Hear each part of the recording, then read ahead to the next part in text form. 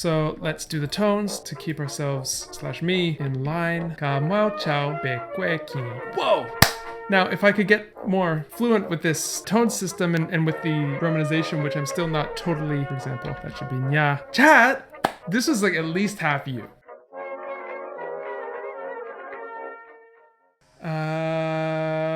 It's time for poetry, YouTube.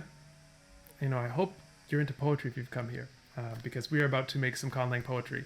If you haven't seen the first video in which we laid down the ground rules for this language, by the way, the language is Myǐnh.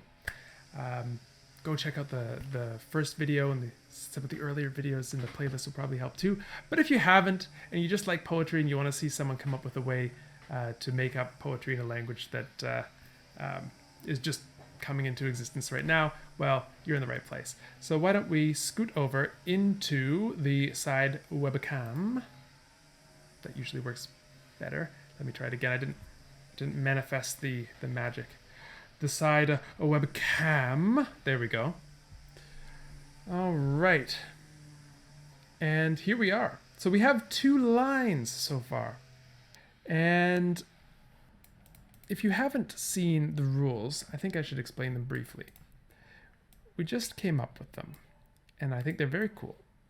So I think I'm going to have to break this into 2 lines for practicality's sake. This will be called Rule 4. So there are 4 rules to poetry in this language, Myǐnh. Rule 1. And it's not all poetry, it's just this one kind of poetry that we're starting with. There may be other kinds. We don't know yet. But, okay, let's Zotten. Yeah, it's got to be 3B. 3A and 3B. The 3 rules of poetry. 1. A line is 6 syllables long. Swillables. I've got swa on the brain. If anyone remembers swa from the Tokipona Ruin Lex. 1. A line is 6 syllables long. 2. A line is broken into 2 half lines, or hemistichs, separated by a caesura, or break, after the 3rd syllable. Rule 3A. The caesura of each line must be spanned by a word. So you have to have a word that goes from one side of the caesura to the other. I'll show you an example in a second. And 3B, tone sandhi, which this language has in spades, does not apply across the caesura. So this is a cool way to enforce a tension between breaking the line into 2 halves, but also tying the line together by having one word go across. So let's take a look at 2 lines that we've written so far. So this one, this line means as soon as you cross the river. So, and it sounds like this. Ka mwao chao, ka mwao chao be kwe ki. The word mwao chao be is one domain of tone sandhi, normally, in the language. So it is considered a word for the purposes of spanning the caesura. So that's why we've written it here with these 2 vertical lines are symbolizing the caesura. And we've just stuck them right in the middle of the word. So this means, this word which means as soon as. Oh, it always happens to me. It always happens to me. As soon as you cross the river, so you as soon as cross the river, where as soon as note is spanning the caesura, makes this line fulfill all of our requirements. Very good. The next line. Tai nya pa lia kami. So not anymore receive blessings of me. Me is a goddess, by the way. So the word palya means receive, but because it is in, the word palya means receive altogether, 2 syllables, 2 morphemes. It's a compound coming originally from receive and accept. And but synchronically it means receive. So it is allowed to span the caesura and tie the two halves of the line together. I'm not sure if I explained that very well, but if I didn't, may I not receive the blessings of me. No, I actually do want them. Okay, so where are we? I mean, I'll take all the blessings I can get at this point.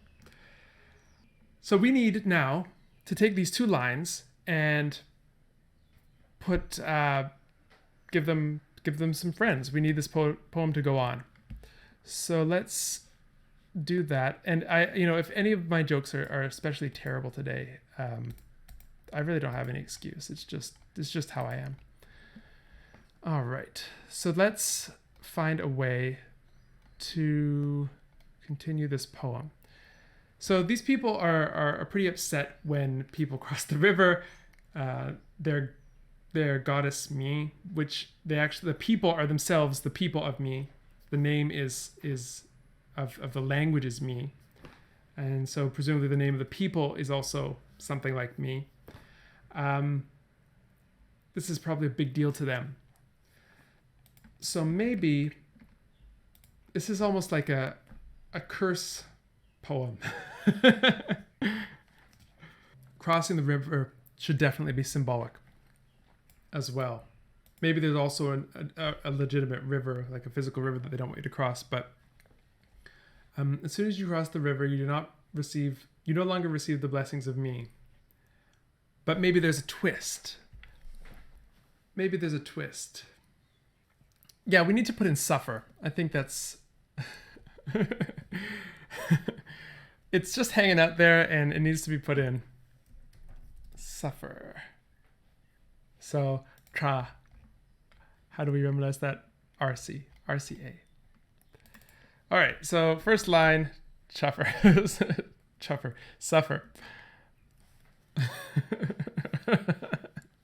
You will suffer. What will you suffer? Okay, I see something that you could suffer.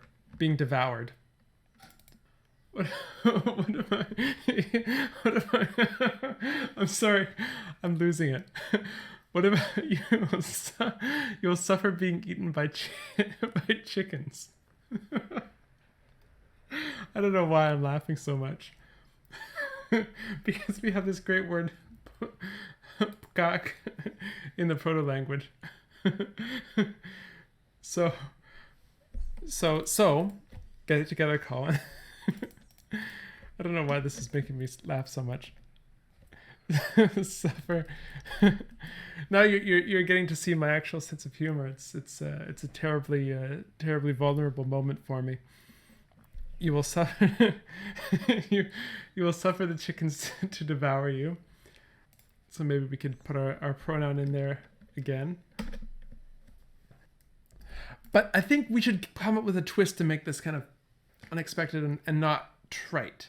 Not just a, you suck, here's a poem about it.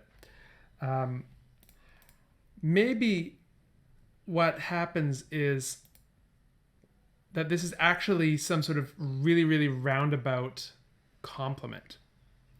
So as soon as you cross the river, you'll not receive the blessings of Me. You'll suffer chickens to devour you.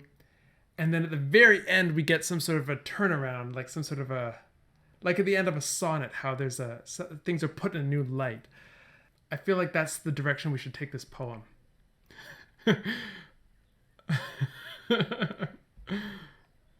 What if this is like a breakup poem? What if as soon as you cross the river, i.e. leave, you will not receive the blessings of Me. You will suffer chickens to devour you.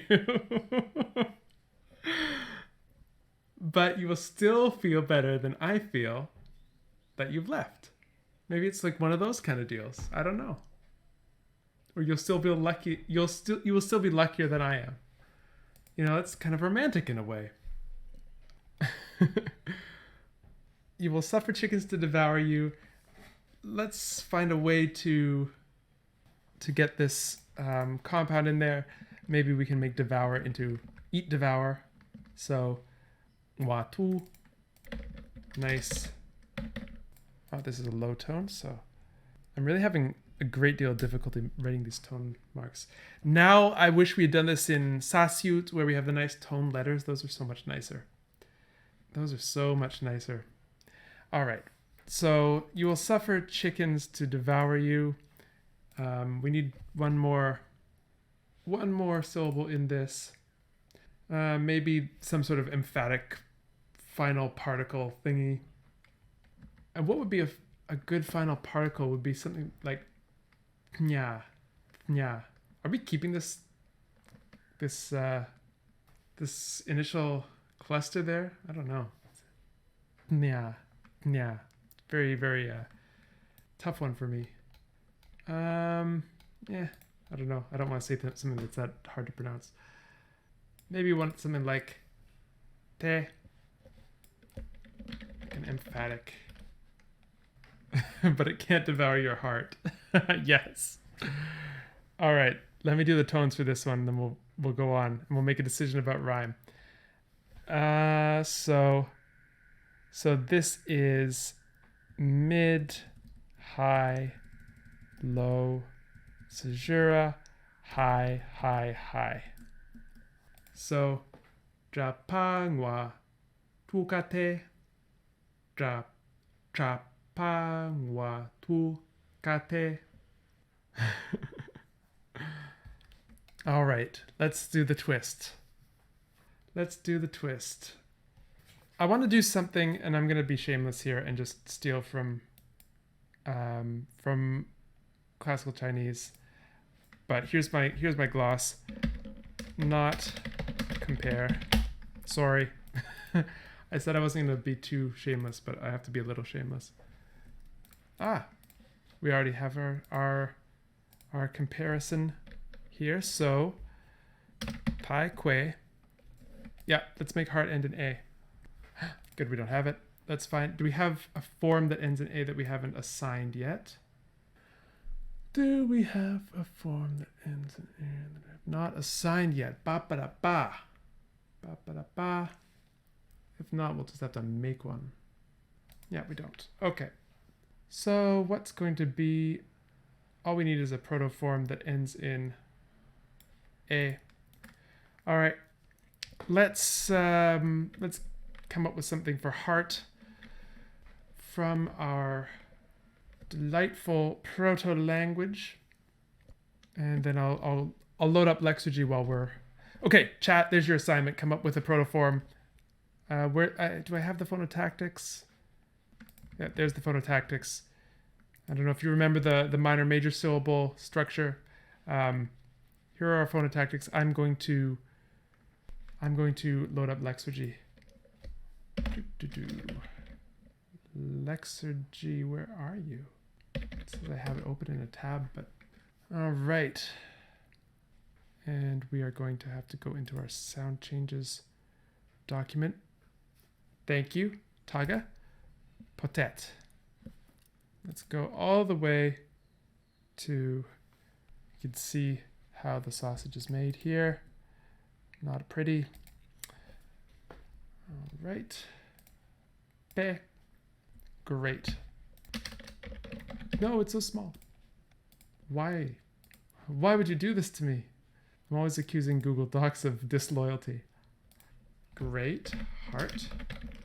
And here we have, I don't need our little stress marker, and I should probably just remove that, but whatever.